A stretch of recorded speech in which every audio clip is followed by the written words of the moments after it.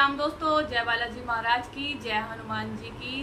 कैसे हैं आप लोग? आई होप आप लोग बहुत अच्छे होंगे। तो आज हम बात करेंगे कि पितृपक्ष कब से कब तक है। क्या पितृपक्ष में कोई हम नया कार्य कर सकते हैं?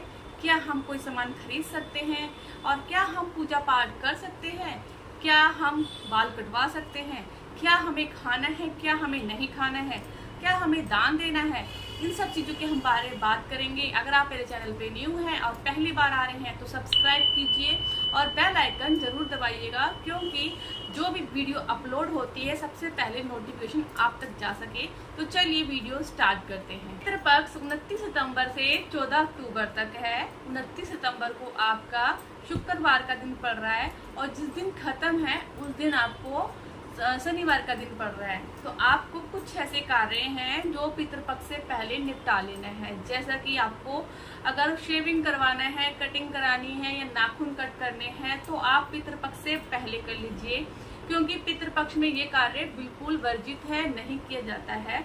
जो लोग मानते हैं तो वो मानते ही हैं, जो लोग नहीं मानते वो तो कुछ भी नहीं मानते। तो आपको क्या कार्य करना है? शुक्रवार को आपका पितृपक्ष चालू है 29 सितंबर से, तो एक दिन पहले आपका गुरुवार पड़ रहा है, तो आप उससे एक दिन पहले यानी बुधवार को, क्योंकि गुरुवार के दिन भी बाल को नहीं कटवाना चाहिए, तो आपको बुधवार को अपने बालों को कटवा लेना है, शेविंग करवा लेनी है और नेल्स को काट लेना है। दूसरा कौन सा कार्य है? अगर आपको कोई नया कपड़ा खरीदना है या प्लाट खरीदना है या गहना खरीदना है या कुछ ऐसी वस्तु जो आप खरीदना चाहते हैं, तो वो आप पितृपक्ष से पहले ही खरीद लीजिए, क्योंकि पितरों में ये कार्य भी नहीं किया जाता है। बहुत से लोग हैं जिनको ये डाउट रहता है कि पितृपक्ष में हम पूजा पाठ कर सकते हैं कि नहीं कर सकते। तो आप बिल्कुल पूजा पाठ कर सकते हैं दैनिक रूप से, जैसे भी आप अपने मंदिर में पूजा पाठ करते हैं सुबह शाम, वैसे आप कर सकते हैं। तो अब हम बात करेंगे कि हाँ, जो हमारे घर के पितर वगैरह होते हैं उनको पानी कौन देता है। हमारे घर के जो पितर होते हैं, इन पितृपक्ष में जो घर के बड़े बहू बेटे होते हैं पानी वही देते हैं उनके, और जितना भी दोष लगता है उन्हीं को लगता है, उनके छोटे भाई बहन किसी को नहीं लगता। इसलिए कहा जाता है जब भी पितृपक्ष आए तो उनको जो दाना पानी दिया जाता है वो घर के बड़ा बेटा ही देता है। अगर वो ऐसा नहीं करता है तो उसको पितृ का दोष बहुत ज़्यादा लग जाता है। इसलिए कहा जाता है कि जब भी पितृपक्ष आए तो आप जो भी भोजन बनाएं उनके नाम से जरूर निकालें। आपके द्वार पे अगर कोई जानवर नजर आता है तो उनको कुछ ना कुछ खाने के लिए दीजिए। छत पे आप चिड़ियों को दाना जरूर डालिए।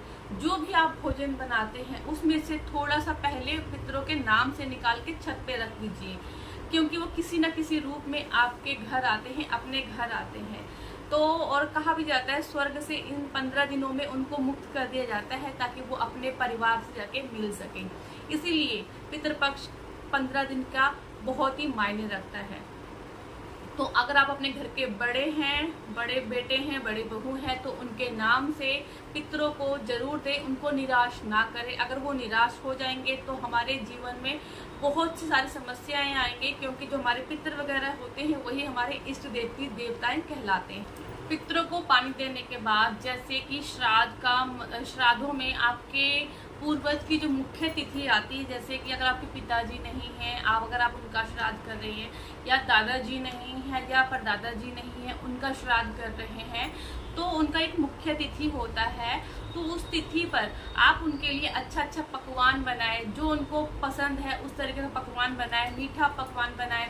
और जो कोशिश करें कि जब आप बनाएं तो उसमें लहसुन प्याज का प्रयोग बिल्कुल ना करें, क्योंकि उसी दिन जिस दिन पिताजी या दादाजी जिनकी भी आप तिथि कर रहे हैं, मुख्य तिथि होती है श्राद्ध की, उसी दिन आप ब्राह्मण को भी बुलाते हैं भोजन के लिए। अपने श्रद्धा के अनुसार जो भी आपसे बनता है उनको 1 ब्राह्मण, 3 ब्राह्मण, 5 ब्राह्मण आप उनको बुलाइए, उनको भोजन कराइए, क्योंकि जो भोजन आप पितरों के नाम से निकालते हैं तो आप ब्राह्मण को भी उसी दिन खिलाना होता है, जो जिस दिन मुख्य तिथि होती है।